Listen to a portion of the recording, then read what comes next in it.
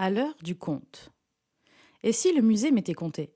Une proposition Mama que j'écoute en partenariat avec la librairie, atelier, boutique, les ateliers illustrés, association pour le livre et la lecture. Plongée dans l'univers du musée d'art moderne et d'art contemporain de Nice. Ses œuvres, ses artistes, ses expositions, mais avec des histoires. Tout seul, en famille, fermez les yeux et voyagez dans l'univers du musée. Partageons ensemble un moment ludique et conté au pays de l'art. C'est parti! Aujourd'hui, nous lisons Mon petit carré de terre, un texte de Cathy Itac, des éditions Pourquoi pas la terre. Je voudrais un jardin pour mon anniversaire. Maman m'a regardé un bon moment, l'air étonné, avant de me répondre en souriant. Un jardin, Thilo? Mais c'est une bonne idée.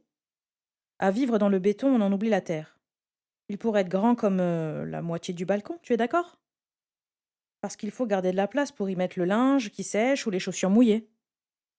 Sans attendre ma réponse, maman s'est éclipsée, avant de réapparaître avec une vieille caisse en bois, pleine de poussière. Je l'ai regardée, tout surpris. Je l'ai récupérée il y a quelques jours dans la rue. J'étais sûre qu'elle pourrait nous servir. Elle n'est pas assez profonde, mais j'ai une idée pour arranger ça. Demande à ta sœur de m'accompagner à la cave. Ma grande sœur est descendue avec maman, en râlant. Elles sont revenues toutes les deux, essoufflées, parce que l'ascenseur était encore en panne, et qu'elles avaient dû remonter les 9 étages à pied chargés de planches coupées. Et vlang, bling, blang, des coups de scie et de marteau. Maman a virevolté au milieu des copeaux et nous a demandé de nous écarter. Lorsqu'elle bricole, elle ne veut pas être dérangée. Ma grande sœur en a profité pour me questionner. Mais pourquoi tu veux un jardin? Je l'ai regardée bien en face. Parce que je veux faire pousser des fleurs jaunes pour un bouquet tout jaune. Elle a haussé les épaules d'un air blasé, comme elle le fait souvent quand elle ne sait pas quoi dire. Puis elle a rétorqué. Des fleurs, c'est nul, et ça ne sert à rien. Tu attends des mois avant que ça fleurisse, et après ça se fane tout de suite. Tu ferais mieux de semer des tomates cerises ou des haricots vinaigrettes, ce serait plus utile. Je lui ai tiré la langue, et je cherchais encore quoi lui répondre lorsque maman m'a appelé. Demain, je ramènerai de la terre pour remplir la caisse. Mais qu'est-ce que tu veux faire pousser dedans? J'ai dit des fleurs jaunes, toutes jaunes. Elle a hoché la tête. Tu sais qu'il faudra que tu sois patient. Nous sommes au printemps et elles ne fleuriront qu'en été. J'ai hoché la tête à mon tour. Je sais. Le lendemain, après avoir rempli la caisse avec de la terre, maman m'a tendu un petit sachet. Regarde, ces drôles d'oignons, ce sont des tubercules de bégonia. Dans la terre, on va faire un petit creux avec le doigt, mettre le tubercule, replacer un peu de terre par-dessus, arroser doucement et attendre. Tu es sûr que ça va marcher? On n'est jamais sûr de rien avec la nature. Mais oui, ça devrait. Si tu en prends soin. Si tu ne laisses pas la terre se dessécher, ni être trop humide.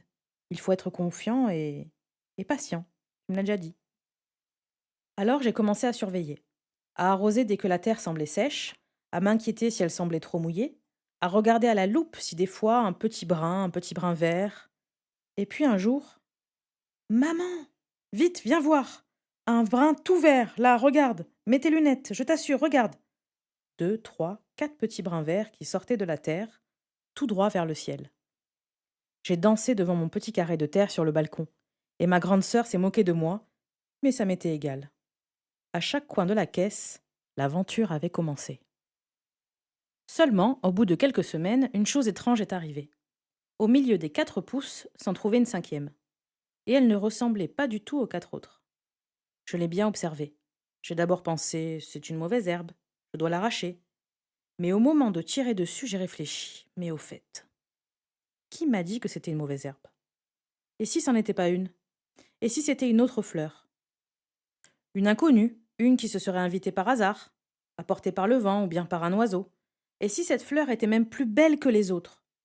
Bien sûr, ses feuilles ne semblaient pas très jolies, mais j'ai regardé dans un gros livre si je trouvais ce que c'était. J'ai découvert des fleurs superbes aux noms très compliqués, et d'autres aux noms plus simples et tout aussi jolis.